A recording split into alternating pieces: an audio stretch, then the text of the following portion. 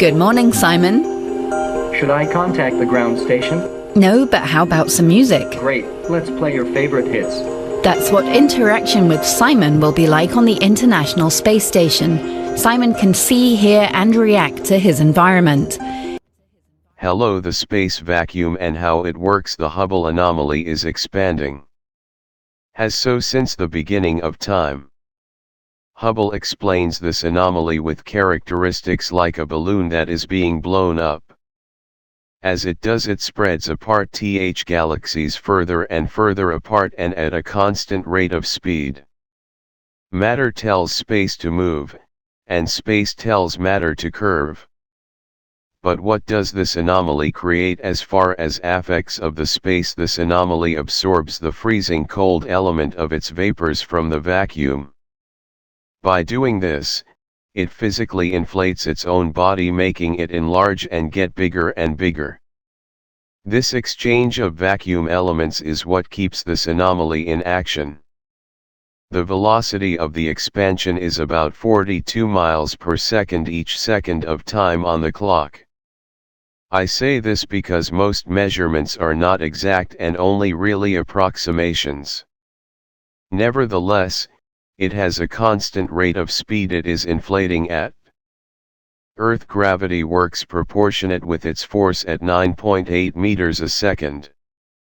A moving car on an Earth road travels 500 miles per hour, but because of the gravity force it takes 100 miles per hour of torque or force to do that. The speed of light limit on Earth may be true as Einstein predicted 100 years ago in his theories. But look at the size of the Earth in comparison with light speed. Light speed is fast and Earth is small. In space, it's just the opposite in engineering the travel force.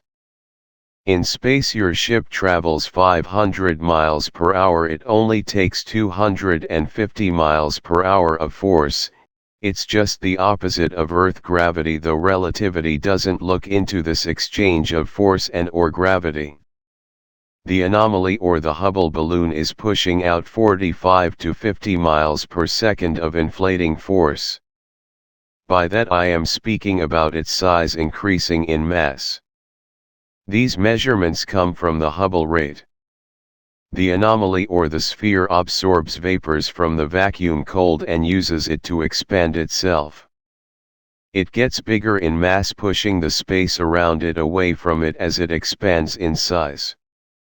As it does this, it makes the galaxies that surround it increase by distance, making it look like it is adding the space element in more abundances into the vacuum.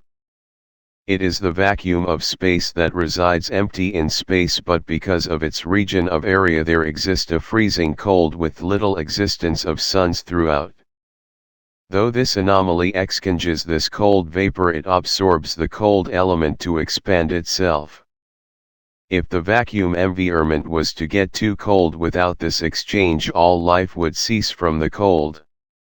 Along with this activity throughout space, as the anomaly continues in its exchange, it keeps the planetary bodies in motion by its growing in size mass force by getting larger, and eliminates the cost of the freezing cold by absorbing the cold vapors. It is the anomaly that keeps everything in check. The planets, stars, and the galaxies rotate and stay in orbitration by the force of exempting the cold vapors out of the space, and getting bigger creates a great pushing force, forming vacuum gravity waves to make the celestial bodies in motion and on axis. Without this distant anomaly, the universe would die.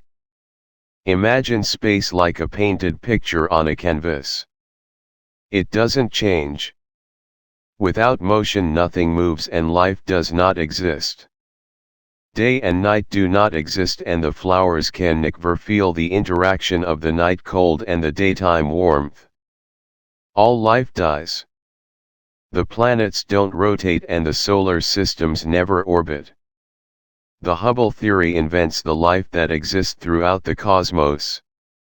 We as a celestial civilization are lucky to have discovered this anomaly and its action. The mobility of its achieved motion started out slowly at first when the universe was young, but over time increased and widened the cosmos regions of space. This happened because this deity or anomaly, three-dimensional in size and mass and at the center of uniformity at the universe beginning and start, began slowly and grew from there. There exists an anomaly at the center of the universe's origin where it all started from. This anomaly acts like a balloon or bubble with characteristics of an inflating balloon. Like any balloon, it starts small and uninflated, then from somewhere gains inflation. It's been 14 billion years in Earth-localized aging of Earthkind to discover this anomaly that makes everything in the sky move. But move in a uniform motion that never exceeds itself or is different everything night that passes. The characteristics of this anomaly: midfield space continues to expand at 45 miles a second. That's 2,500 miles per minute and cats as the universe's biological clock, but this 42 or 45 miles a second is not the total story of its force. It has come to me that the warpage of space entangled by the Big Bang event, its material vacuum of zero-point energy, push waves and flexibility on celestial masses throughout space with the vacuum at the bottom due to nothingness, is the bottom frequency that has the ability to rise and fall as disturbances arise throughout space. It is at this frequency and manner the planets, stars, and the galaxies raise and fall in their orbits and rotations throughout the vacuum.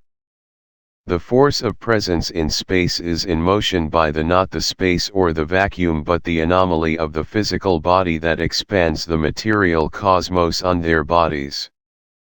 As this centralized anomaly grows in size and mass, it spreads the galaxies apart from each other by binding them closer to its presence as it expands in size and mass. Warpage, contrary to the space vacuum and zero-point energy, is the physical momentum of space being pushed on by the anomaly. The force of this momentum, both suction of the vacuum and enlarging of mass and size, acts critical to this three-dimensional body. Like any body in space, whether planets, star, or a galaxy, this anomaly is round in nature. A three-dimensional body like everything else in the cosmos. To say this centralized anomaly is any different is futile. The force of which this anomaly expands at with such force is that of not the 42 miles per second as Hubble rate insists, but 450,000 miles per second relative to the total force combined by the full three-dimension of the body and expansion of that body rate. This push and play effect of the expanding OD or sphere reactive time is calibrated from the vacuum suction being pulled in by the body, enlarging its physical body proportional with its intake and expansion rate or output of its size. These actions placed in force both motion and momentum of force as well as rate of velocity act relevant to the mobility throughout space. This force discovered by Erwin Hubble in 1925 is real. In calculating the predictable analysis of the mobility in the action, the asserted interaction of the gravity waves put in motion relevant to the vacuum can be formed. The Earth rotation, 18.6 miles per second multiplied by the Earth's velocity, relevant to space, assert a force of gravity warp units of 10,000 warp units deep space mobile units. As such, Hubble's rate of 42 or 45 miles a second are multiplied by 10,000 WU, giving us the sum of 450,000 miles a second expansion velocity of the vacuum.